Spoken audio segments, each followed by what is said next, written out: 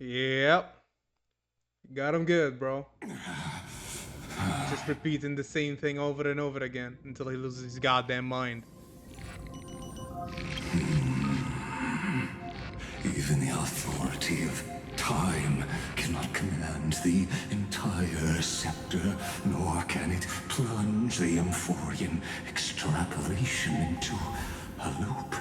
If this was no system malfunction, then was I implanted with a mimetic entity of the remembrance? You guessed it right away.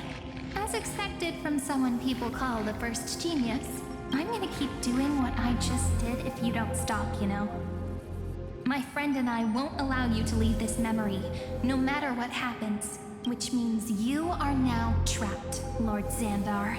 An elegant idea, and an exquisite execution.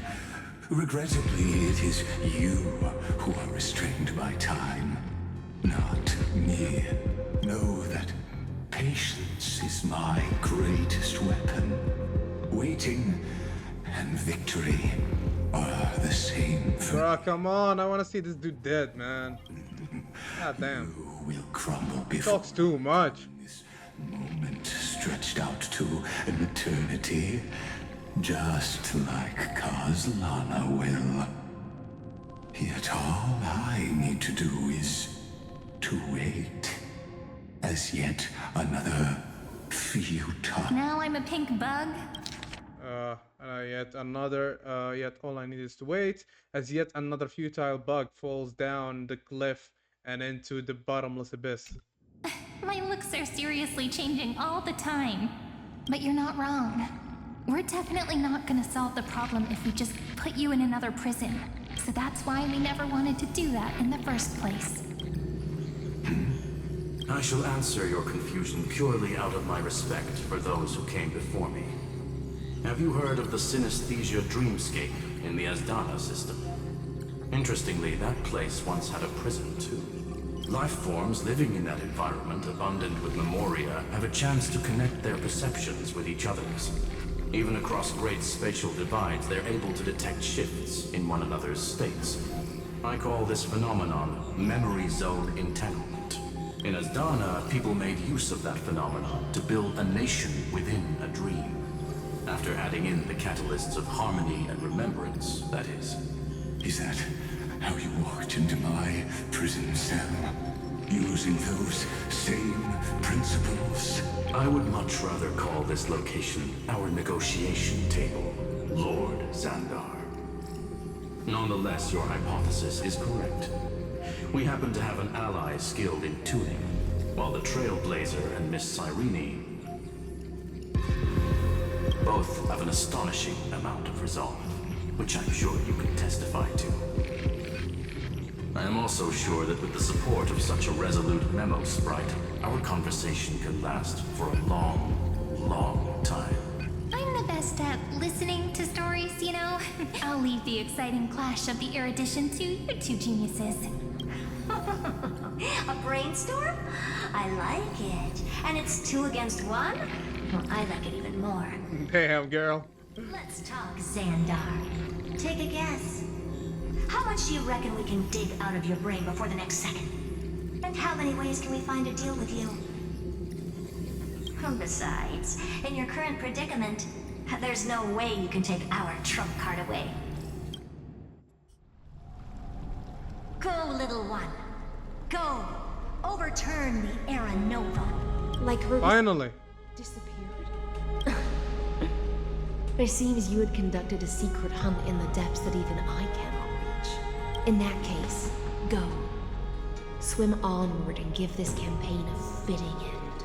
I shall send you off with my song, Grey Fry. May this song penetrate time and become the prelude to the new world.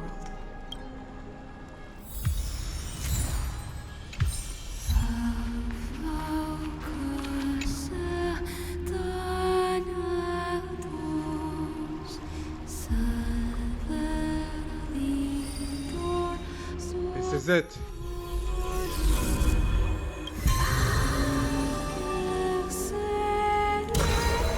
Save Amphorius.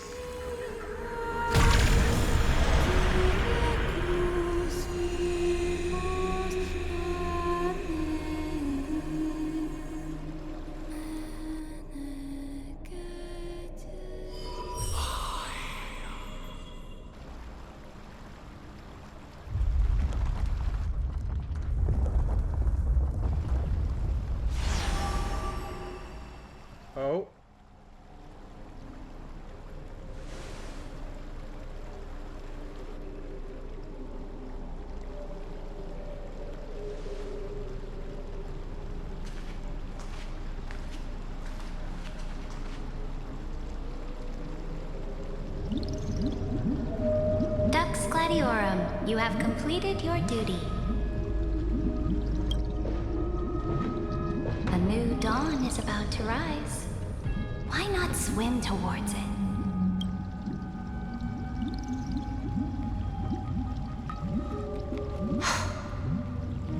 You died long ago, Imperator. Depart from my mind. But your duty towards the Imperator did not die with me. That duty will bind you no more. You will be able to hold for yourself one grandiose feast after another in the endless days to come. So go. Go and swim towards that ocean beyond the sky with the Deliverer. Is this? A page out of that sidekick's book. I commanded her to gift this page to you when everything finally reaches the end. What's on this page? Memories. Lifelike memories. That sidekick found me after the bloody feast 1,000 years ago and showed me her diary. I saw within that notebook.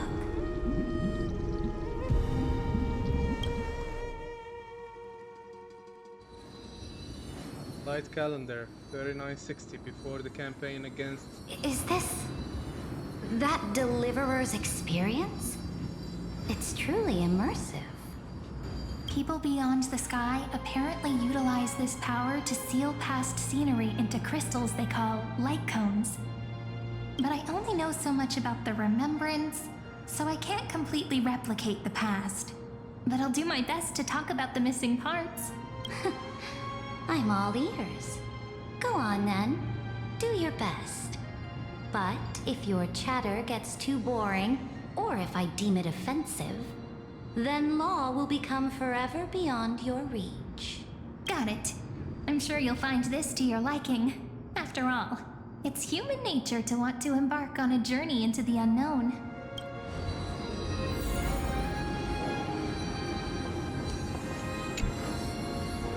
What brightly colored annals. The journey of the Deliverer's conquest. Let me partake in it. Is this a fortress in the sky? How it started. This is the first step of my friend's journey among the starry seas. This place is called the Herta Space Station. Just think of it as a supersized grove of Epiphany. Oh, so it's the territory of that witch. She and another Antikytherian lent me a helping hand back at the banquet. Look, over there. Looks like he's talking to Madame Herta in his memory. Let's go listen to what she thinks about this world, all constructed by eons and paths. Are you telling me that woman is Herta? She seems shorter than I remember. Well, that's her puppet. Pretty nice space station, huh? But just wait.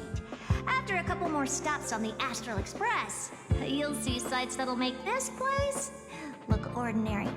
Oh, the cosmos is so vast that the unknowns far outnumber the knowns. But none of them will end up being anything amazing. The farther you go, the more you'll understand what I mean. So do your best with the nameless. Break a leg! And remember to send an update or two to Asta when you've got some downtime.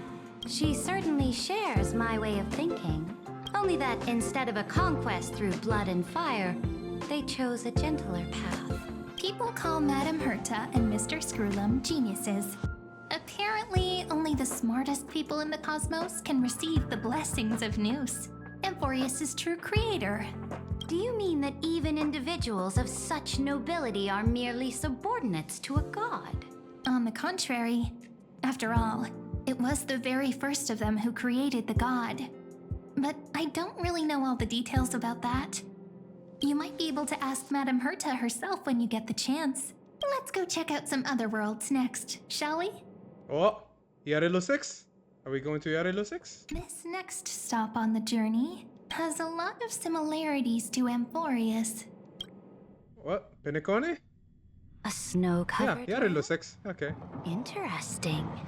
This star is named Eurillo 6. That name sounds so cold. Belobog sounds better. The girl we see here holds a similar station to you, Imperator. She's the supreme guardian of this world. A leader who took up the mantle of government during a disaster. I did not expect the Empress of this world to be so young. Well, your appearance isn't much older. The object in the distance resembles Nikador. Is it a weapon?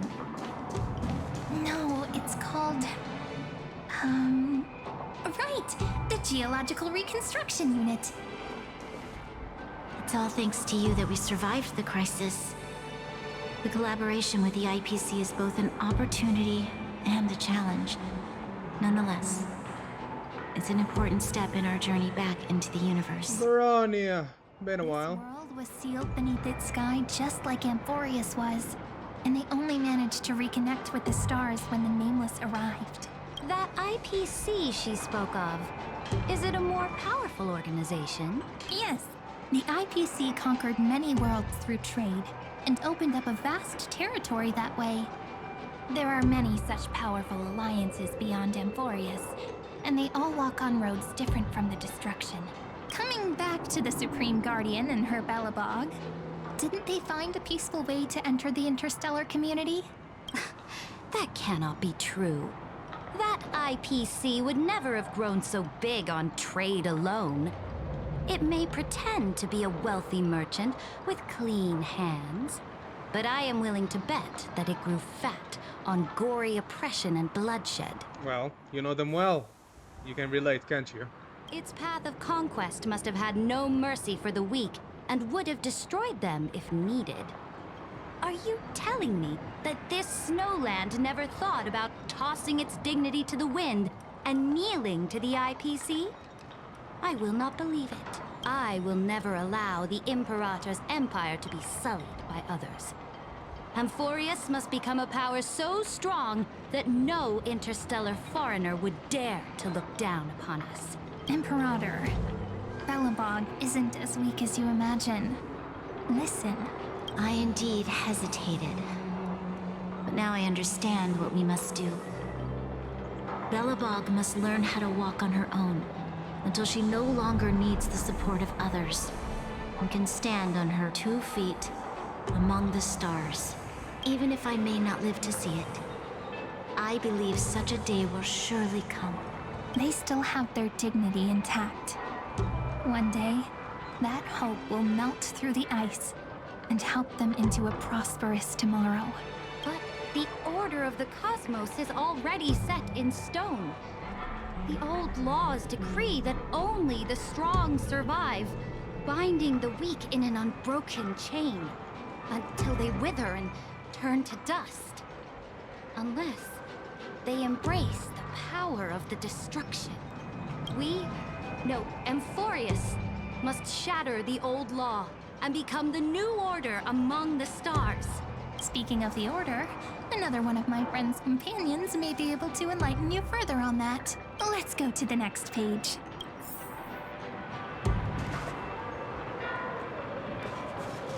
This next world is a nation of dreams. The first time I heard about that place, I didn't even know what to think. Penacony. There we go. Such opulence does indeed evoke astonishment. This world is called Penacony, an eternal city built upon a land of dreams. It's also my friend's previous stop, where they went through a risky but exciting adventure. Tell me about it then. That man standing afar has wings on his head. I am truly curious. Sunday? Wait a minute. I wish to gaze upon the views of the Reverie Hotel one more time. I'll be just a traveler when I come back here again.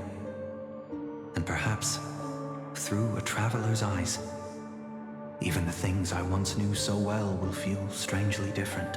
Penacony is a land of the harmony, where all dreams and hopes merge and combine. It believes in unrestrained freedom, and that's how it lost itself in shallow delights. Then, this young man before you chose to rewrite its laws, using the power of the Order. hoping to shape a dream-bound paradise of perfect happiness. Yet, the paradise of my dreams remains far away. Perhaps a brief journey with the Nameless can show me more possibilities in my search for paradise. As for what Penacony should look like, it'll be up to her. No, up to their trailblazing now.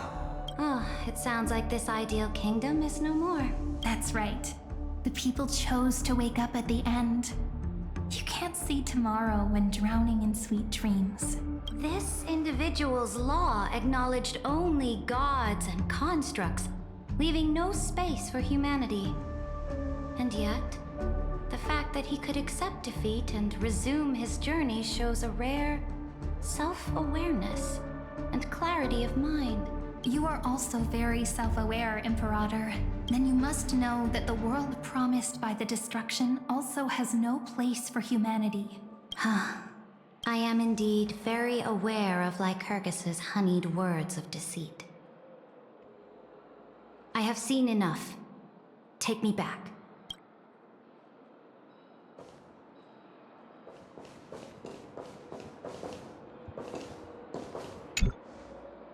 Then let's wrap up this trip down memory lane with one last scene. This absolute wonder. That's Amphorius. Isn't it pretty?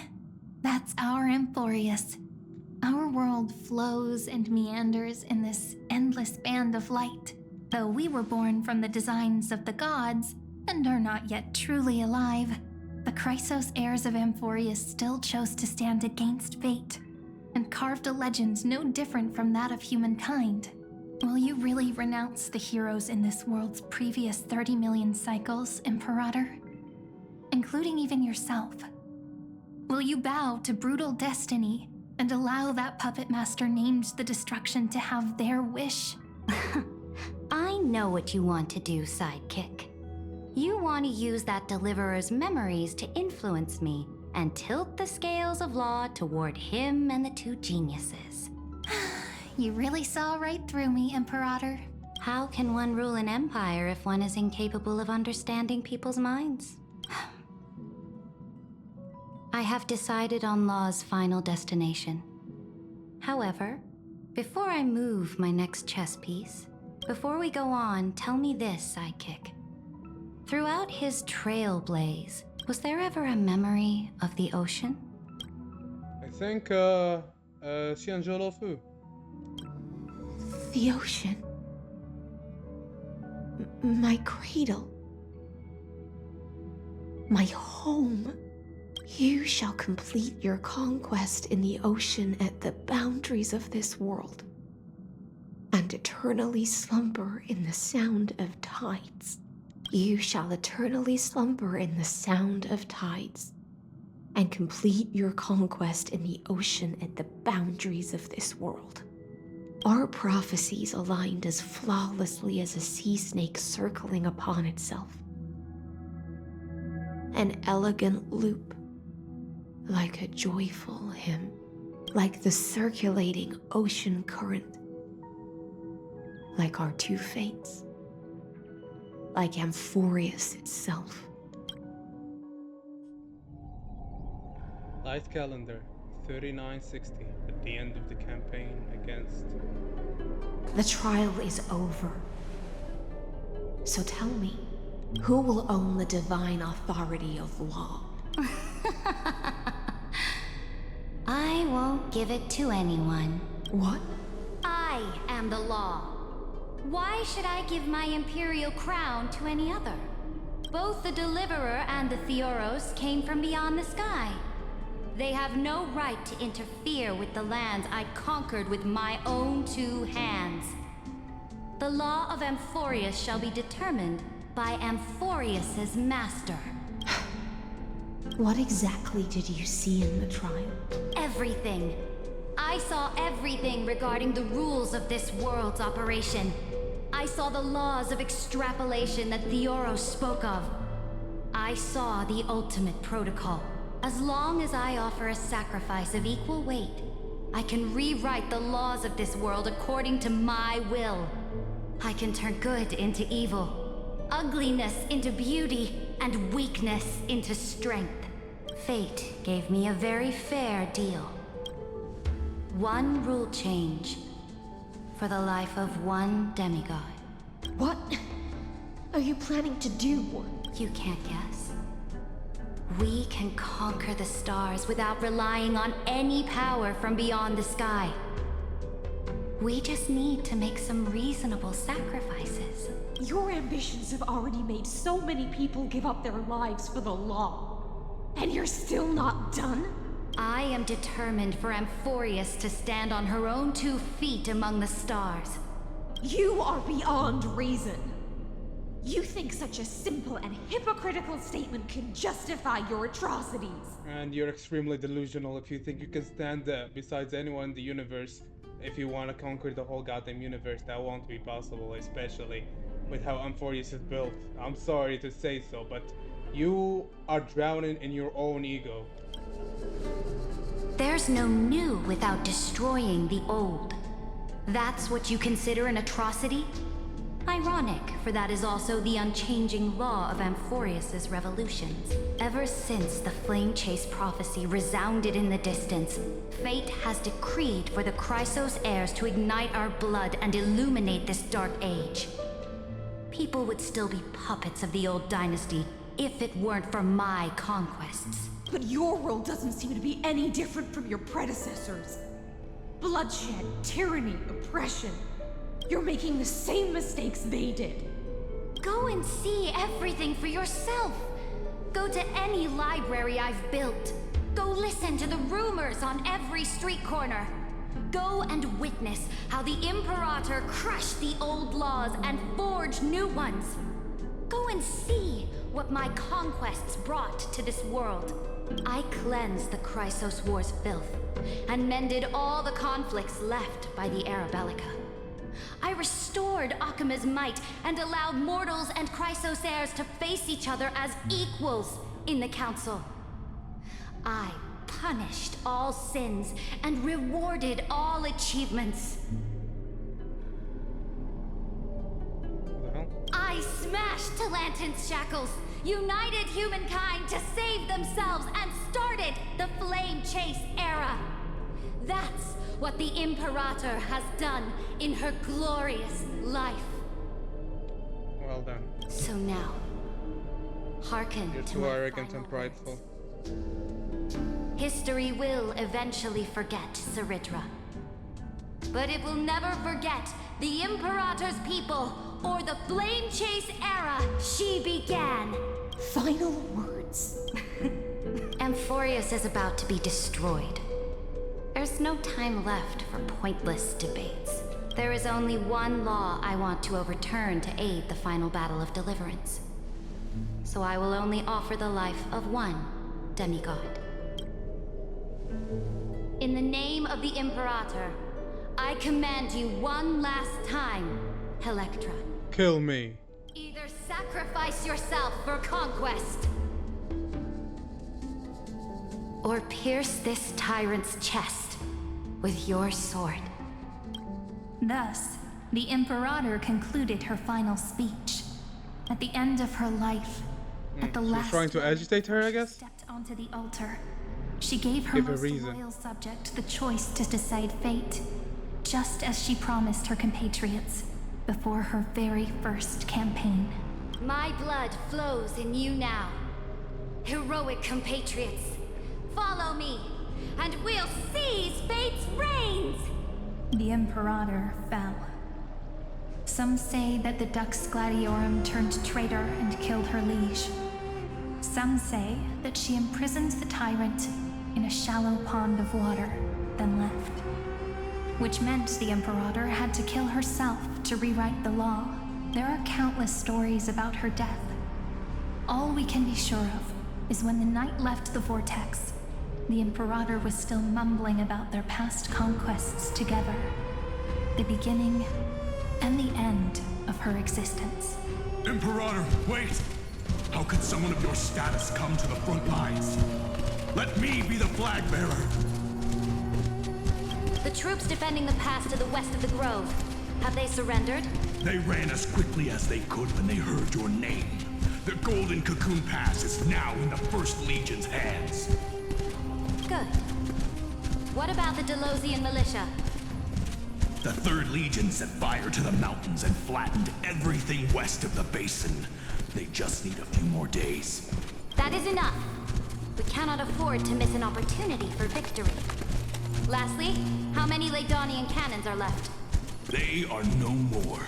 The Second and Fourth Legions have destroyed them all. Very good. They now have no way out, no reinforcements, and no artillery support. We will be able to liberate the Grove of Epiphany in the blink of an eye. We will launch the final charge 1 quint after the curtain fall hour tomorrow. Remember, as long as the Alliance's flag still flies on my shoulders, you must keep moving forward. Take no prisoners among the enemy's soldiers. All sages who resist are to be captured and tried according to martial law. And do not destroy any books. Now go.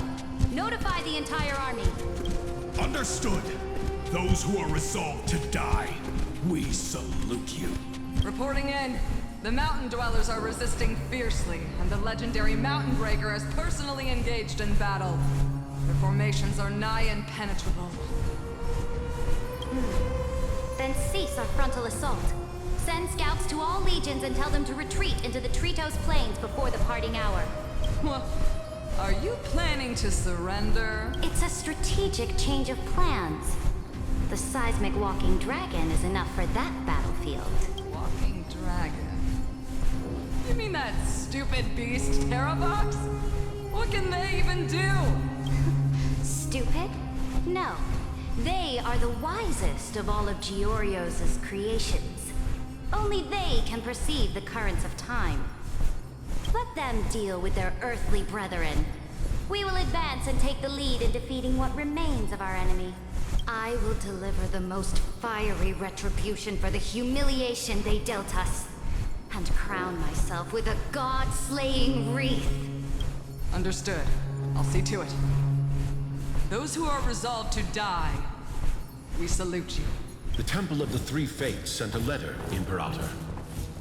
They refused to surrender, and said this letter is their last warning to us. Tell the commanding officers not to launch any attacks unless they receive the Imperator's handwritten approval. Disobedience will be punished by death. Oh, what are you doing? The priests of the Three Fates aren't soldiers, but politicians. Do not mistakenly believe they don't have a plan. These dying pests will wring out every idea from their brains, all for short-sighted gain. They are much shrewder than we are. I am inferior to them in that regard. They also have the prophecy to wield as a weapon, something I am not blessed with. Launching an unplanned attack will only disadvantage us, as all of Emphorius will judge our actions. Which means, I will be heading to the battlefield myself, just as I have always done. This time, however, I will go alone. I will conduct secret negotiations to ensure fate is on our side. Understood. The legions will make their preparations.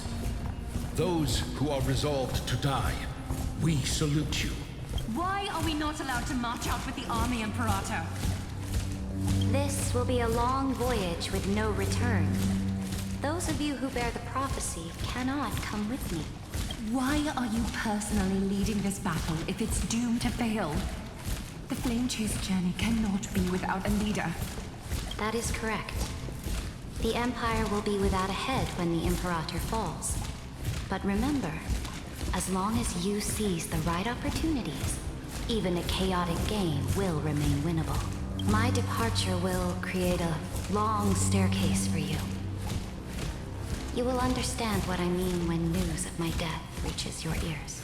Saridra, is our journey about to be over?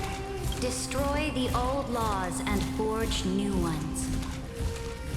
My conquest has reached its limits within the borders of Amphorius. Since the prophecy already decreed that the Imperator would never conquer the stars as she wished, I will bow out here and try no more.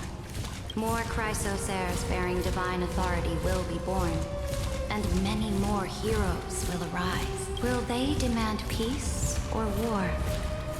Will they resist tyranny or become the next Imperator? I do not care. The children of the future will decide for themselves. Do not mourn for me. Anyone can kill the Imperator. But the only one who can truly destroy her is Saridra. At the end, I faithfully recorded the most important battles in the Imperator's life. Her conquest was about to be completed at this point in the story. However, for some reason, a memory suddenly entered my mind just as I was about to put down my pen. It was a journey on a fantastical train. I had the honor of having a heart-to-heart conversation with the Imperator under the stars, and I asked her this question at the end of that discussion. How do you want history to remember you? As a hero who gave up her life for the flame chase? Or as a tyrant? She answered so quickly, as if she had made up her mind long ago. I would rather be forgotten than be defined.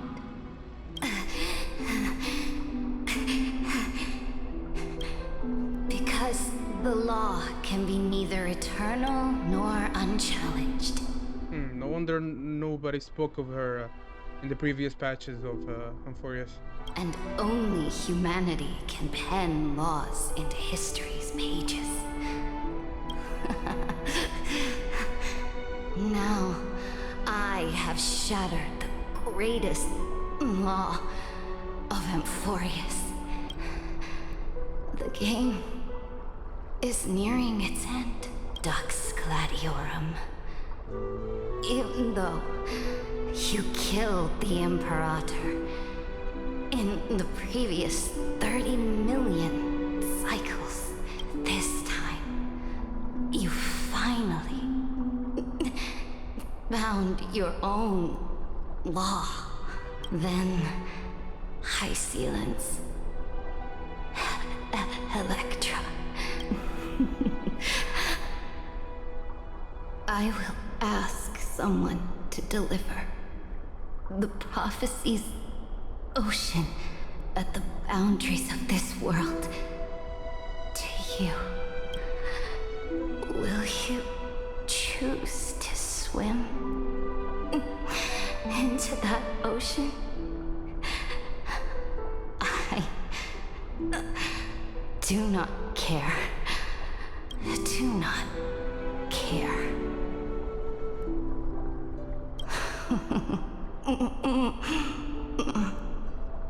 The Imperator muttered about her conquests, and news of her death spread in the city. Freedom! Liberty! The tyrant is dead! Go! Shout this news in the streets! My people! My fellow elders! Do not panic. Stand your ground. That usurper has paid for her ambition with her life. People once cheered for my ascension. And now they cheer for my fall. No matter. I am fond of applause. I see the cosmos. The battlefield that I cannot reach. I will return in the next cycle. The stars will hear my legion's war drums.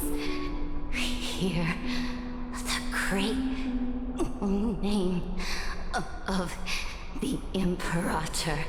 Hear Amphorius's Saridra. To this day, we do not know which rule the Imperator overwrote at the cost of her life. Perhaps the truth will only be revealed at the moment of checkmate. Just like every chess game she ever played, we only know her death inflamed Akama. On one side of the city, those who defended liberty toppled her statues to the ground. On the other side, Her supporters put themselves between the masses and her monuments, declaring loudly that the Sovereign is still among the people. It is said that golden blood congealed into the same letters everywhere they fought. It was the name borne by Akama's first and final Sovereign, the Imperator Ceridra. But the one who bore that name did not see any of this. Her gaze was cast far away, and the sound of tides in her ears drowned out the people's cries. What was the Imperator thinking about in that prophesized ocean at the boundaries of this world? In that shallow puddle of stagnant water, was she reminiscing about her past conquests? Or repenting for the millions killed for the flame chase? It was neither. The Imperator only saw how the surface of the water gleamed like that crude chessboard, dissected by light and shadow in the afternoon when her teacher played against her for the first time. Look at this chessboard. What do the pieces look like? They are strangely beautiful. They look like the stars in the night sky ablaze.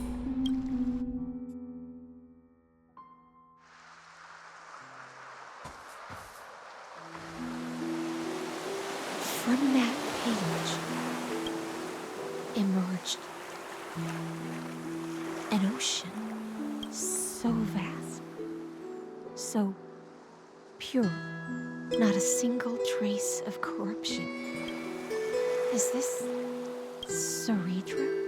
Electra, my subject. Ever since you walked out of the tainted ocean and pledged yourself to me, I have seen the abyss in your eyes and the emptiness in your heart. That was why I promised you a new ocean, where the Imperator's ambitions would serve as the currents, and loyalty would be its light. Electra, my subject. You have done your duty as my blade. The prophecy has now made its final decree on the road I intend to walk. My conquest is doomed to never reach the stars. But the Imperator never makes empty promises. So take this memory, this ocean, beyond the sky, as witnessed by the Deliverer. This is the final gift that the Imperator can leave for her subject.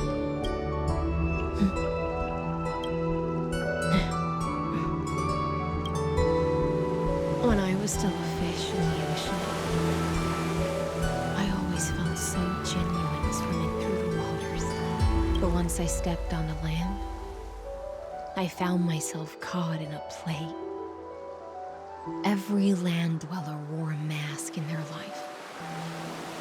So I, too, donned a costume and tried to find my role in this show.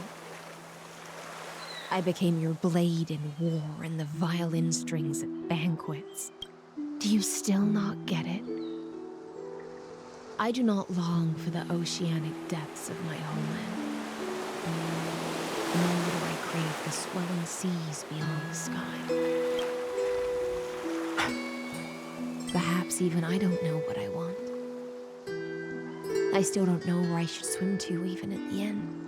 But I know one thing right now. A fish is simply a fish. And she can never leave the ocean she's in. But whether under the ocean or on land, we two prisoners who can never escape this cave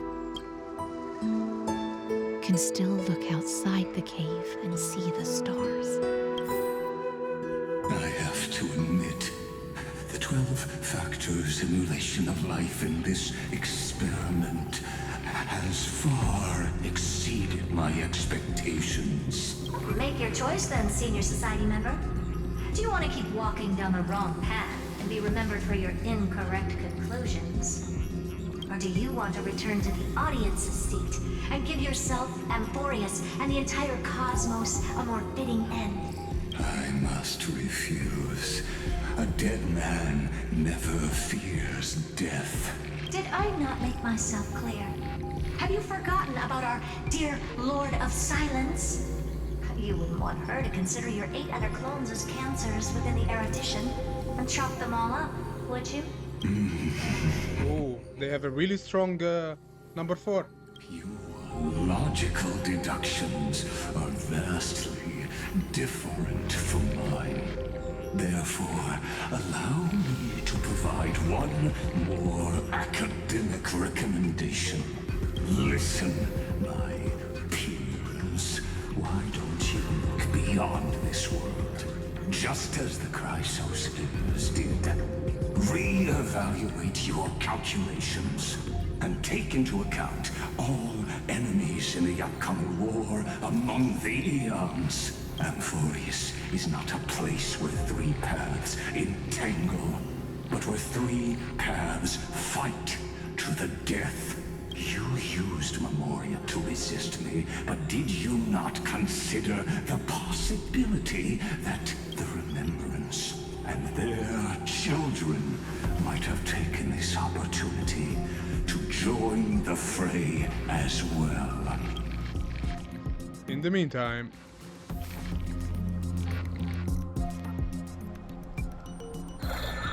Evernight. Oh, so this isn't just silence. It's the answer. What was the last thing he said to you before you parted the waters at the Scale Gorge waterscape? A tricky question, but one with a simple answer. He didn't say anything back then, right? Dahong. That's correct. And now I'm sure. You are not March 7th. There's no way she would remember that detail.